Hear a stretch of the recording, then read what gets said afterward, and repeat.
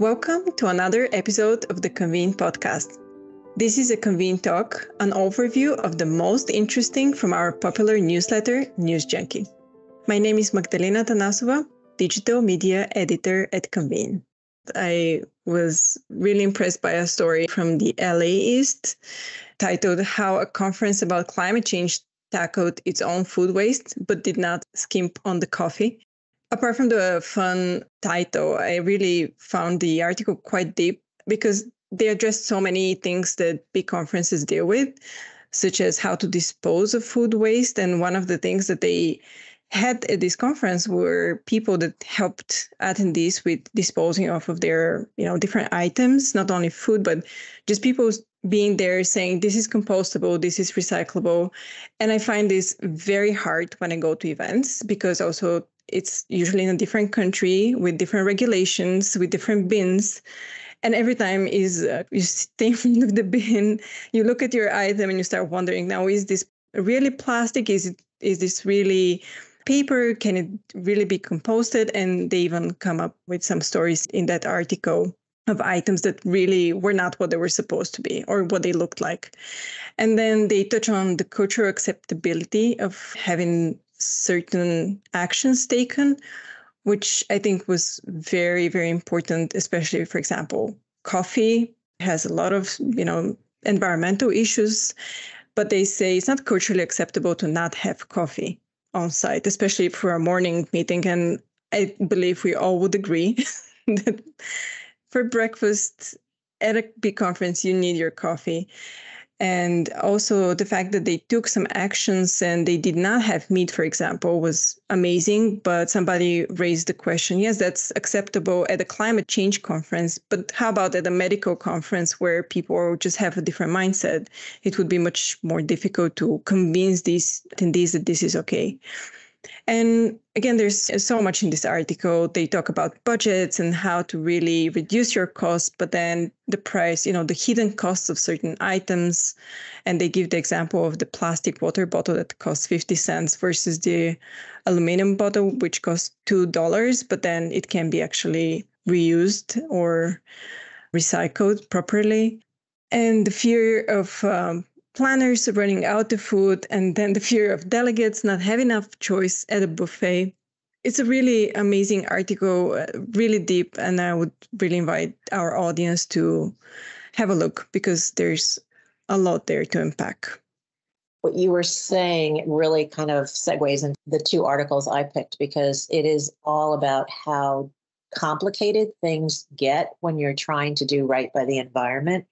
So there were two articles in News Junkie this past week that don't seem like they're related, but they illustrate how complex clean energy is with completely different stories about two completely different events. One is from last week from an article in European Scientist about how politics could overshadow scientific progress at COP28. Dubai is hosting the UN Annual Global Climate Summit, and there's the possibility of fossil fuel interests skewing the conversation at the event. OPEC will be allowed to attend, and the president of COP28 is himself a chief executive of the Abu Dhabi National Oil Company. So obviously, it seems like there's such a conflict of interest there because the environmental movement sees the fight against climate change as a fight against fossil fuel companies.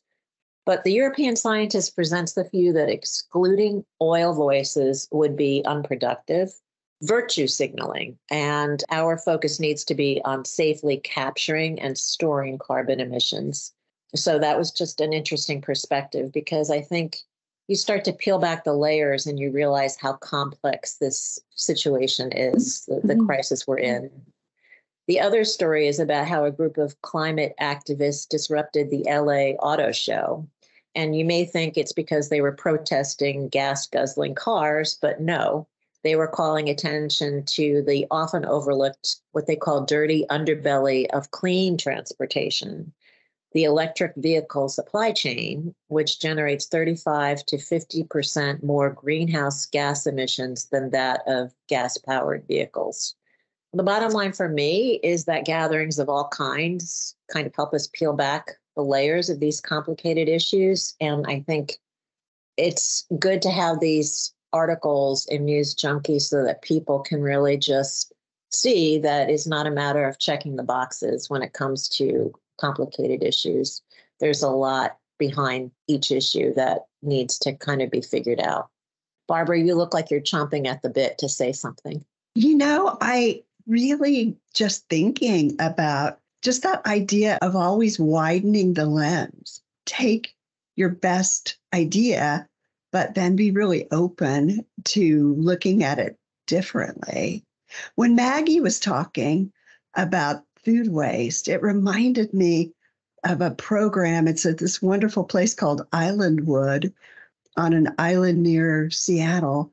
And they had conferences that came in, and it would have to be the right audience. But one of the things that they did is they weighed the food that the conference wasted on the first day and sent out a text and said, this is how much waste we threw away. I think we can do better.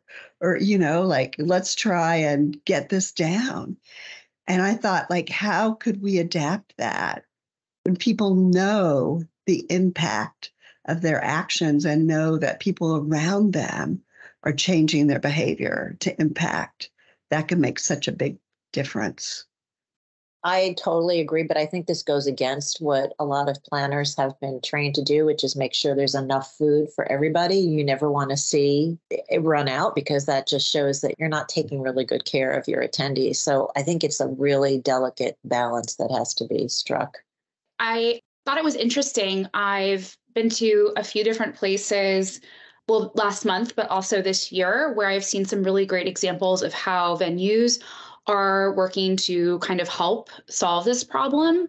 So one example is in New Orleans, they hosted a big tech company. This was earlier this year, and they wanted to have a zero waste meal function.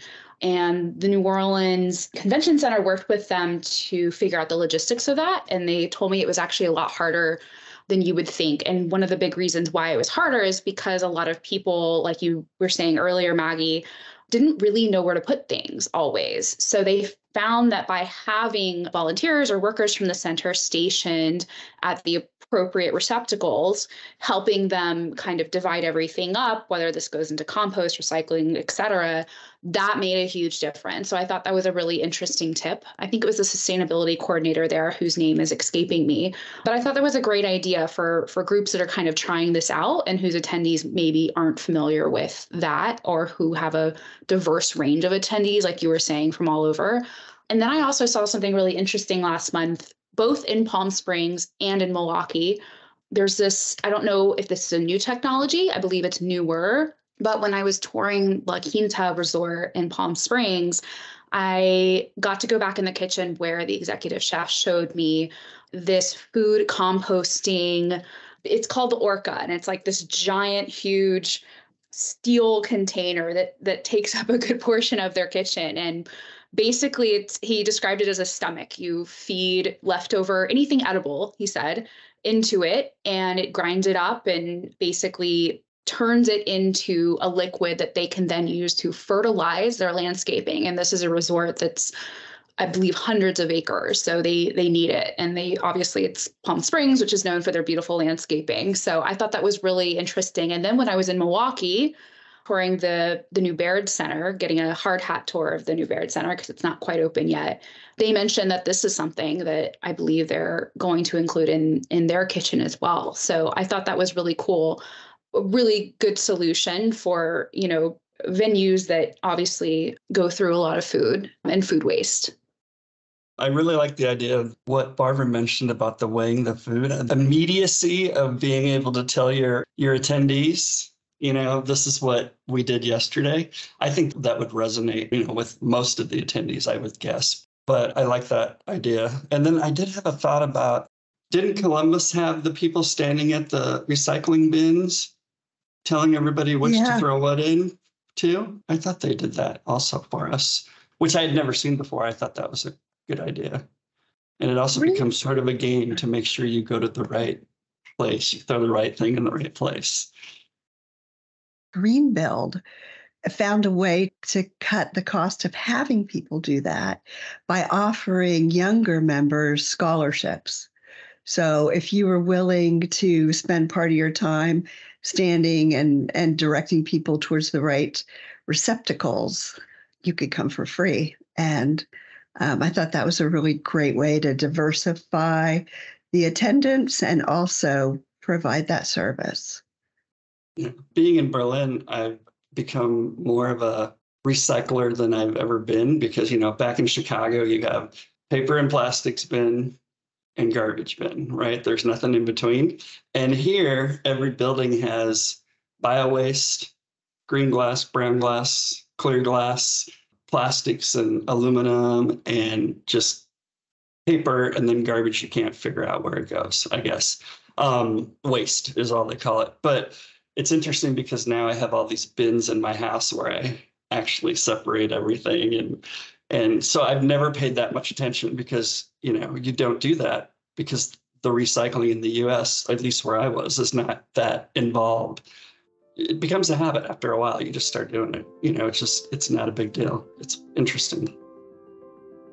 I would like to thank everyone at home listening to us and our discussion on the latest news from News Junkie.